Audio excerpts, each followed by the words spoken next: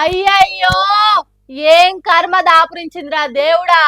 అన్నం పెట్టే అన్నదాతలు అధికారుల కాళ్ళు పట్టుకునే రోజులు వచ్చాయి కదరా. ఒక్కసారి కాదు, 2 సార్లు కాదు, తొలిసూరు వానశిల్కులు రాలినప్పటి నుంచి రైతన్నలు కాలు పట్టుకుంటూనే ఉన్నారు. విత్తనాల కోసము, యూరియా కోసం, బ్యాంకు రుణాల కోసము, పంట నీళ్ళ కోసం. ఆఖరికి వీళ్ళ కాలు పట్టుకుని పంట పండిస్తే దాన్ని అమ్ముకునే దానికి కూడా కాలు పట్టుకోవాల్సి వస్తున్నది. అటు బీజేపీ ఇటు కాంగ్రెస్ పార్టీలు ఏం సర్కార్లు నడుపుతున్నారు? ఎందుకు అన్నదాతను అధికారుల కాలు మొక్కిస్తున్నారు? పాపం కడుపులో ఎంత బాధ ఉంటే తలొంచి ఆఫీసరమ్మ పాదాల దగ్గర పెడతాడా చెప్పుండ్రి రైతన్న. తనకు పింఛనిప్పి మనో సర్కారిస్తున్న పథకాలు వచ్చేటట్టు చేయమని కాదు, 6 కాలం కష్టపడి పండించిన పత్తిని కొనుండ్రమ్మా అని ప్రాధేయపడతాండు.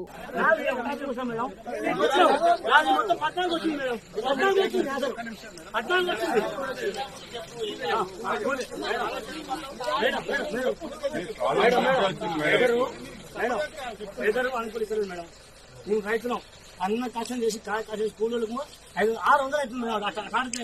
అవుతుంది అటోటి కాకపోతే 12 వస్తే 14 వచ్చింది మేడం. నేను కాయకాయ తీసుకుని రద్దు తీసుకున్నప్పుడు ఓన్ సోమనించడం కాదు.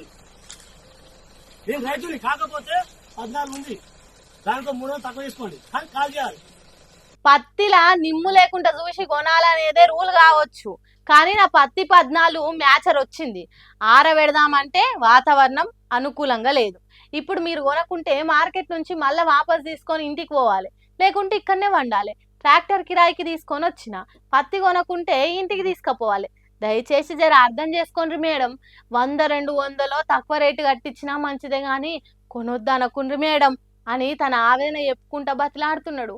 కానీ ఆఫీసర్లకు సర్కార్ ఖరాఖండి రూల్ పెడుతుంది కదా, అందుకే ఏది ఎట్లయినా పదను లేని పత్తినే కొనాలని అంటున్నారు. రైతులేమో తిండి మాని తిప్పల వడలేమని కాళ్ళకు దండం పెడుతున్నారు.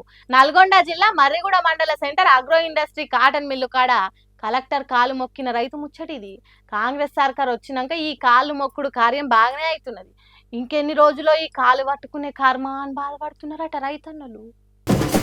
థాయిలాండ్ దేశంలో రైలు పట్టాల మీదనే దుఃఖాలు పెట్టి షాపింగ్లు చేసుకుంటా పరదాల గుడిసెలల్లో ఇరికిరుకు సందులలో బతికే వీడియోలు చూసే ఉంటారు కదా. అట్లనే అయ్యేటట్టున్నది మన దేశ రాజధాని ఢిల్లీలో కూడా. చూడండి ఎట్లా అయిపోయిందో రైల్వే స్టేషన్ ప్లాట్ఫామ్ మీదనే పోరగాన్ల ఆటలు, నెత్తి దువ్వుడు, బట్టలు ఉతుకుడు, బాసన్లు దోముడు, షాపులు పెట్టి సరుకులు అమ్ముడు, వంట వార్పులు చేసుడు. ఇది రైల్వే ప్లాట్ఫామా లేకుంటే బస్తీ గల్లీలా? ఇది మన దేశంలో జరిగేదేనా లేకుంటే వేరే దేశం వీడియోలు తీసుకొచ్చి చూపిస్తున్నారా అని డౌట్ అని మనం పడకుండ్రి. ఇది మన ఢిల్లీ పురవీధులలోనే జరుగుతున్న ప్లాట్ఫామ్ కబ్జాలే. ఇంత ఘోరంగా తయారైంది మన ఆస్తినపురమే.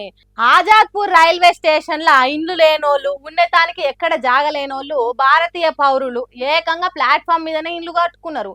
మనం ఏం చేస్తారు పాపం, చేతి నిండా పని దొరకది, అక్షర జ్ఞానం ఉండదు, సర్కారు పట్టించుకోదు. రాజకీయ లీడర్లు ఈ సొంటోళ్ళు ఎంతమంది ఎక్కువ ఉంటే అంత మంచిది అన్నట్టు వీళ్ళ బతుకులు బాగు చేసే ఉపాయాలు చేయరు.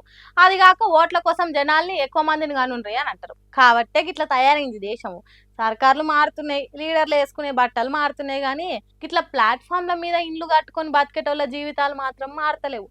ఇంత ఘోరమైన పరిస్థితులల్లా దేశ ప్రపంచం 3వ ఆర్థిక వ్యవస్థగా ఎదిగిపోతున్నది. ఈ వీడియోను చూసిన కొంతమంది మేధావులు రైల్వే డిపార్ట్మెంట్ ఏం చేస్తున్నది, నిద్రపోతున్నదా అని అంటున్నారు తప్ప ఈ ప్లాట్ఫామ్ మీద ఉన్న వాళ్ళ బాగు మాత్రం కోరతలేరు.